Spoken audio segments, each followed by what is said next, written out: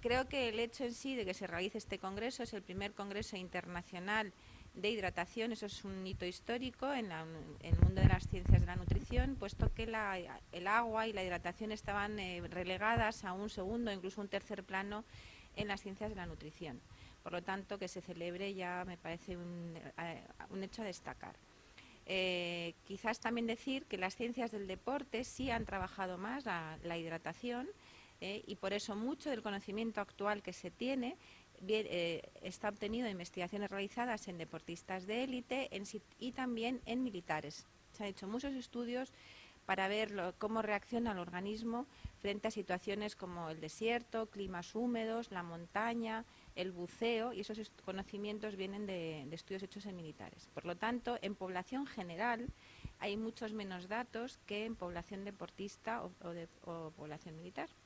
Entonces, quizás una de las grandes conclusiones de este congreso es que todavía queda mucho por investigar, al ser un campo nuevo de la nutrición, sobre todo en personas, pues como puede ser grupos de población, en niños, en adolescentes, en mujeres, incluso en el embarazo.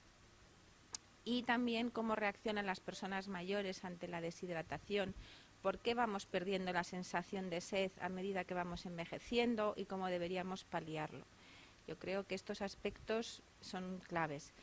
El rendimiento físico está más estudiado también debido al tema deportivo, como expliqué antes, y probablemente también quede más hueco para investigar el efecto de la deshidratación y de la óptima hidratación sobre el rendimiento cognitivo a todas las edades, ¿no? Es decir, los niños si están bien hidratados cuando están estudiando, nosotros cuando estamos trabajando, cómo influye la hidratación óptima y el tipo de bebida que bebemos sobre nuestro rendimiento, que trabajemos mejor, que hacemos un trabajo más adecuado, y en general en otras situaciones de toma de decisiones, ¿no? Se piensa que cuando estamos algo deshidratados nuestra toma de decisiones es peor que cuando estamos bien hidratados. Pero insisto que esos aspectos cognitivos están mucho menos estudiados y por lo tanto requieren también un esfuerzo por parte de la comunidad científica y de las instituciones y empresas que deberían apoyar la ciencia, ¿no? Y las investigaciones. En general los educadores, los científicos, somos más de educar que de prohibir, en general. Es decir, la idea que tenemos es hay que informar a la población de los avances científicos que a veces cambian, ya saben que los paradigmas a veces evolucionan. Entonces, una población tiene que estar informada y educada y que luego tome sus propias decisiones. Porque en realidad prohibir los alimentos, si tenemos que prohibir un alimento, sería que no es adecuado para nadie. Entonces ese alimento, esa bebida se debería retirar absolutamente del mercado. Pero en realidad ningún alimento o bebida que se comercializa ahora mismo es mala en sí misma. Generalmente son las cantidades. Entonces, si tomamos un exceso de azúcar es malo, pero también un exceso de manzanas, por ejemplo, es malo para mi salud. Por lo tanto, hay alimentos que podemos consumir en mayor cantidad y otros en menor cantidad. Pero no es que sean malos en sí mismos, ¿me explico? Por lo tanto, el tema ese de los impuestos yo lo veo muy reticente en el sentido de que no educa, por lo tanto, no conseguimos nada, sino simplemente es una medida económica que, por lo tanto, los científicos se nos sale de nuestro ámbito. ¿Y por qué no se puede tomar dulce? Es que hace falta el dulce, es decir, el azúcar es un nutriente. Nuestro cerebro es la glucosa, utiliza el cerebro. La glucosa es el nutriente del cerebro, porque las grasas, por ejemplo, no pueden atravesar la barrera hematoencefálica. Por eso hay una recomendación de una ingesta mínima de 130 gramos al día de azúcares. Esa es la ingesta mínima que deberíamos tener todos. Si hacemos deporte, más. Entonces, no se puede prohibir el azúcar, porque es un nutriente. Lo que tenemos que ver es qué cantidad necesitamos cada uno.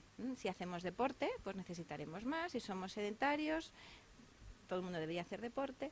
Claro, un exceso de azúcar, por supuesto que no, pero igual que un exceso de grasa, también un exceso de proteína. Es decir, yo creo que ahí nos metemos en un tema muy complejo y que no soluciona probablemente ni la obesidad ni la mala alimentación. Porque claro, si las personas dicen, bueno, dejo de comprar esto, el impuesto de los azúcares, ¿no? Y no tomo este refresco, este zumo porque tiene mucho azúcar. Entonces ¿qué alimento o bebida va a elegir en sustitución?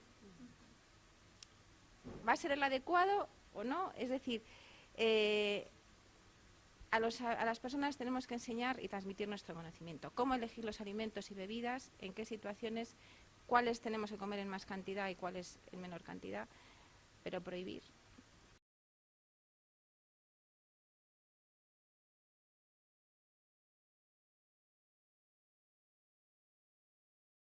Sí está claro que el hacer ejercicio físico tiene un efecto totalmente positivo, también sobre el rendimiento cognitivo. Se ha visto que las personas que practican deporte tienen una mejor tolerancia al estrés, es decir, que cuando hay situaciones de que el estrés psicológico lo afrontan mejor, no se ponen tan nerviosas, la toma de decisiones vuelve a ser mejor. Ejerce un efecto antidepresivo el ejercicio físico regular, nos aumenta también las endorfinas, por eso hay mucha menos depresión entre personas que hacen deporte que no. Y luego se ha visto que sí, que esa toma de decisiones, esas capacidades cognitivas de memoria, de atención, se potencian con la práctica deportiva. Que la falta sea lo contrario, no sé si hay estudios, pero podemos tener la hipótesis de que probablemente una persona absolutamente sedentaria tenga ciertos efectos negativos, pero sí es una hipótesis. Pero sí tenemos que fomentar el ejercicio físico porque en realidad estamos hechos para movernos, ¿no? Y entonces, pues además de metabolizar mucho mejor y poder tomar más calorías, tiene unos efectos mucho más allá. Yo siempre digo que cuando estamos promocionando el ejercicio físico, eso es mucho más que gasto de calorías. Tiene unos beneficios adicionales sobre la salud increíbles. Entonces, por eso todos deberíamos ser más activos. Cuando hacemos ejercicio físico, aumenta nuestra temperatura interna. Para que podamos obtener la energía para mover los músculos y para poder correr, necesitamos que se produzca más energía. Entonces, en nuestras células, la producción de energía va acompañada de producción de calor. Por eso cuando hacemos ejercicio físico notamos que nos calentamos un poquito, ¿no? Entonces la producción de sudor es una defensa del organismo para evitar que nuestra temperatura se eleve por encima de una temperatura que no sería compatible con la vida, ¿no? Los 42 grados centígrados. Entonces la sudoración es fundamental para la termorregulación, por eso y que el sudor se evapore. Entonces, si estamos haciendo ejercicio físico y empezamos a sudar, tenemos que ir reponiendo ese líquido porque hay unos niveles críticos de deshidratación que ya empezaría a darnos problemas, primero a nivel mental, físico e incluso de riesgo de muerte. Entonces, si encima estamos haciendo ejercicio físico en un clima caluroso, el calor que estamos generando de forma interna, a ese calor se le suma el calor ambiental y por lo tanto sudamos más y deberíamos también hidratarnos más. Entonces, cuanto más tiempo, cuanto mayor duración tenga el ejercicio y cuanto más calor haga, pues más tendremos que cuidar nuestra hidratación. Eso es así.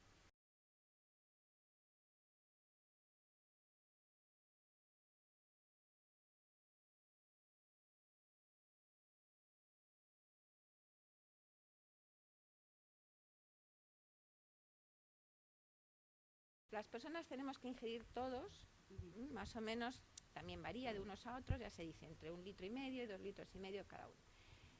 Y luego, lo que se suda es adicional. O sea que primero lo que tenemos, el deportista tiene que beber lo que todo el mundo. Y luego todo lo que suda de forma adicional. Por ejemplo, si yo salgo a correr por las mañanas 1 hora, vamos a suponer que sudo medio litro de sudor. Pues yo debería reponer el 150%, es decir, debería reponer 750 mililitros. Si sudo 1 litro, debería reponer 1,5 litros. Siempre un poquito más de lo que he perdido. Esa es la medida. Entonces, lo que intentamos es que las personas se pesen antes y después de hacer ejercicio físico, ver cuánto sudan, se calculan y ya a partir de ahí se adaptan ellos su propia forma de hidratarse y teniendo en cuenta estos aspectos. Porque, bueno, si subimos, yo creo que eso es una buena medida, una buena forma de saber cuánto hay que hidratarse. Un mensaje clave sería ese. La persona que hace deporte tiene que beber más que el que no lo hace.